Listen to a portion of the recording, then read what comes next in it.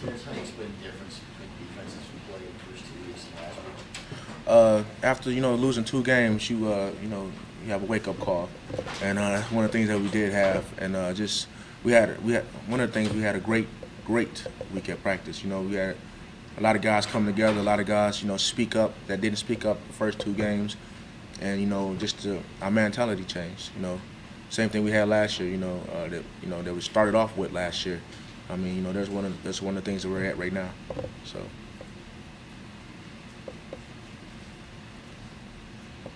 I'm just sure it seems key to the success of getting to Jimmy Clausen, probably you guys are running quarterbacks. I think in the first 2 games we were more hesitant to rush the quarterback because he was mobile, and that's one of the things that hurt us, because once you're hesitant, that's when they do run. Because something opens up, one person gets out of the rush lane and he's gone. That practice, we talked about it. We're not going to be hesitant anymore. It wasn't hesitant last year. We made plays, so we want to be more aggressive.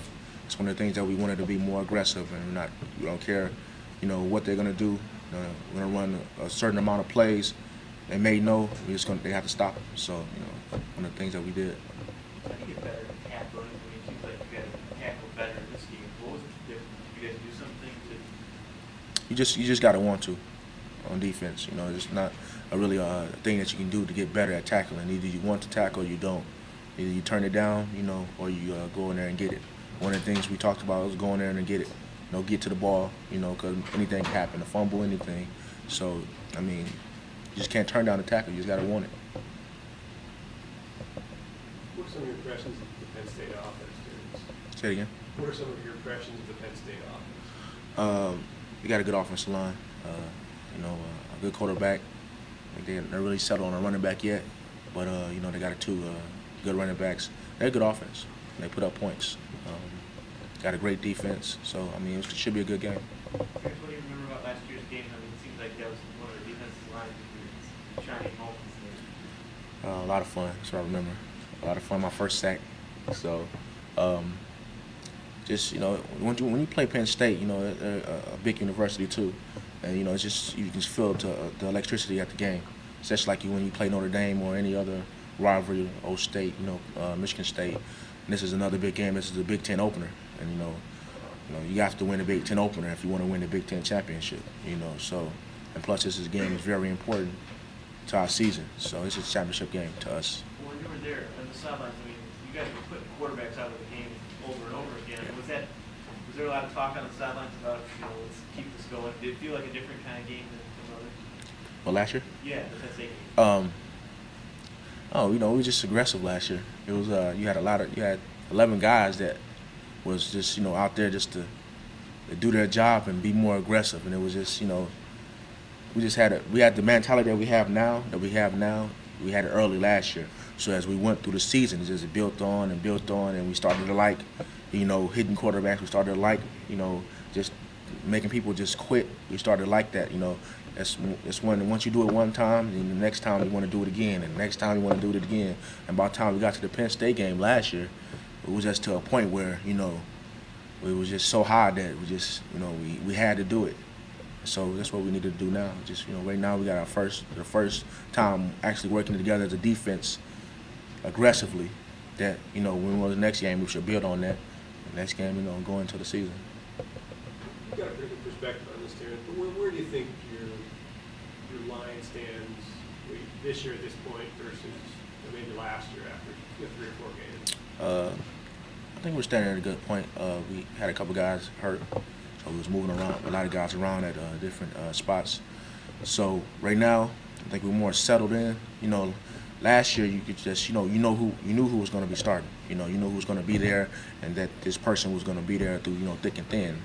This year we started off with a couple guys the first game, and they switched into the second game. And then this game now you really can't do that on defense. You gotta.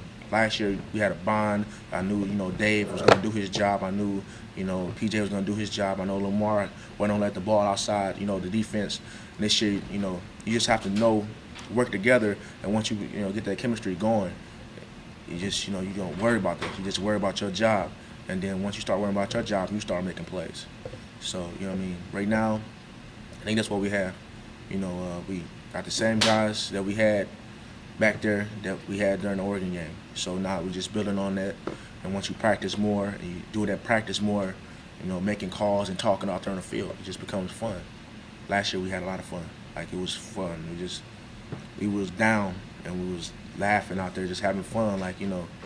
So right now that's what we're trying to get back to. Brandon seems like he's a mainstay on the D line now. Can you just talk about what he adds to that, or what he brings you to? I mean, speed, power. I mean, he's a great defensive lineman. He's gonna bring a lot to this program here and in the next year to come. Can't say a lot about him. You know, he's a good player. You know, just as J-Mo, you need good defensive ends to be out there to keep the quarterback from running out the pocket, to keep the ball from bouncing, you know, up the sideline for a touchdown or anything like that. Because it's all the game. The game of football on defense is all about leverage. And, you know, that's one thing that BG can do well, leverage the ball. And so can J-Mo. That's what we need. When you look at Thompson, like his evolution, how's that been? I mean, it seems like he had the best game of his career this year. John Thompson, he's to me, he's always been a great player.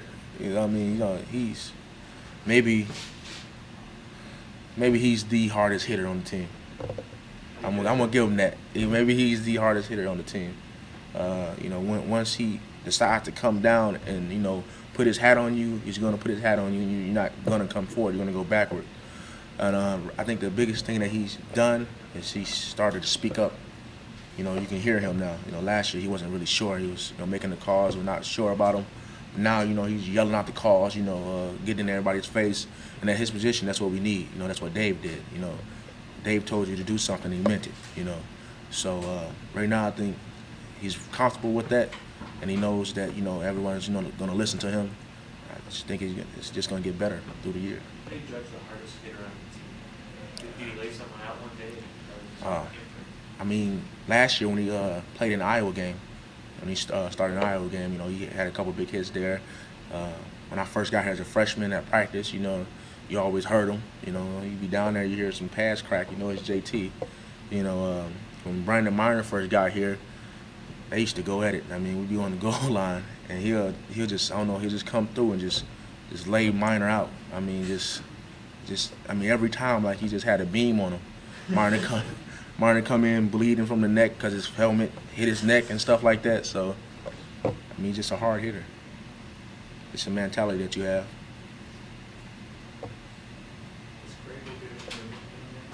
Crable? I got a lot of nicknames. TT. I ain't gonna tell you the rest of them. I don't want y'all to put them in. But right now, that's what most people call me, TT. T-licious. I know y'all bought that one, T-licious one. So, but Crable, yeah, Crable's a funny guy. I'm a funny guy too, but Crable's, when we get together, it's a whole bunch of laughs. It's funny.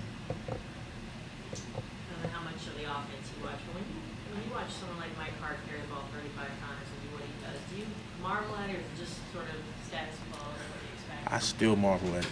I mean, it's just like the video game. I play the video game a lot, and, you know, some of the things you do in the video game, you do in real life. I mean, he'd be in the backfield and two guys would come through and hit him. He'll stiff arm one guy, spin off another guy, hurdle over another guy, and run for about 20. So, I mean, it's fun. I make sure I look up at the screen every time he's carrying the ball. So, I mean, Mike Hart, he's a great back. I don't know. I hate to have to play against him. But I do at practice, it's kind of hard. So, I know what they're going through out there. At practice? Yeah. Is he like some teams' quarterbacks are untouchable? The quarterback's always untouchable. Maybe Chad is. The rest of them, you know, sometimes they're free game. At points and times they're free game. Mike, whenever he get in, we try to put our hat on him, because if you don't, he'll talk. Mike, he'll talk you out your game quick. He'll talk to you, get in your head. So every time Mike's in there, you know, we try to put our hat on him and take him down, because if you don't, he'll run you over and run for a touchdown and come back and talk about it the rest of the day. So